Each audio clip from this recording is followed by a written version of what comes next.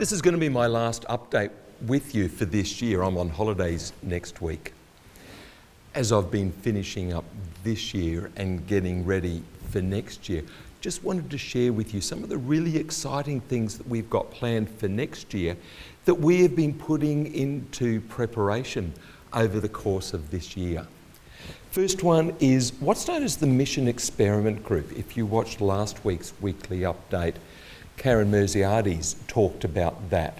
She and a number of other people, led by Jock Dunbar, have been exploring new ways that we could engage people in our local area in coming alongside of them and entering into their life and finding what God is doing in their lives. We're going to be actually what we call throwing off an experiment, doing something like flexible, agile next year. A group of us have started what's called a Building Discipling Culture, BDC, huddle. We meet fortnightly and we are learning the practices of discipleship that help us to be disciples who make other disciples. You will have heard me talk about people of peace. Well, this comes from the BDC huddle. We're going to continue doing that for another 2 years, but as that culture is developed, we will find it being rolled out across our congregation as we intentionally become a congregation of disciples who make disciples, who call other people into faith.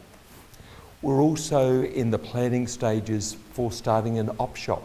This has been one of the dreams that we had coming into Southside, that we would find a way in which we're able to create a welcoming, hospitable environment where people can come in and we can connect with them and come alongside of them and find ways in which we are able to serve them and to meet with them.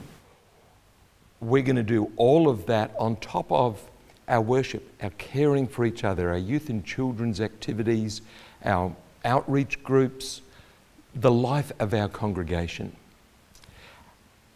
I'm looking forward to seeing where you will be involved in all of that, because we've got groups of people who are doing the developmental work, but it's going to take all of us to work together.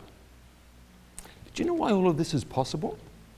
Because a year ago, we chose to come together as Southside Uniting Church. And in coming together as Southside Uniting Church, we have pooled our resources of people, of property, of finances, of ministry team. And as we've pooled our resources, we've been able to do far more together than we could ever possibly have done separately. Each of those areas that I talked about draw people together from across our congregations, from our different communities. If they had just stayed in their one congregation, there wouldn't have been the critical mass for them to get off the ground, the thing that they are passionate and excited about. But together, we can bring people together who share the same passions, and they can work together and release that passion and make something really exciting alongside of other people who are doing the same thing. Coming together as Southside also means that we've got ministers who are able to support, to equip, to release people for mission. And they're again able to just work on one project rather than having to spread themselves thinly across everything that a minister does in a congregation. Coming together as Southside was a risky thing. But you chose to be bold, you chose to be courageous, and we have maintained that momentum, and we're starting to see the fruit of what it was that we believed and dreamt was possible as we moved into God's missional future.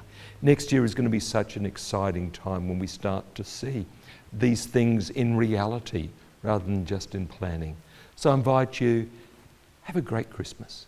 Have a relaxing Christmas. Have a Christmas together with family and friends and celebrate the birth of a Saviour. But know that in the birth of a Saviour, there becomes the dawning of a new reality. And next year, Southside continues to emerge into God's missional future. Till I see you again, Merry Christmas and blessings on you all.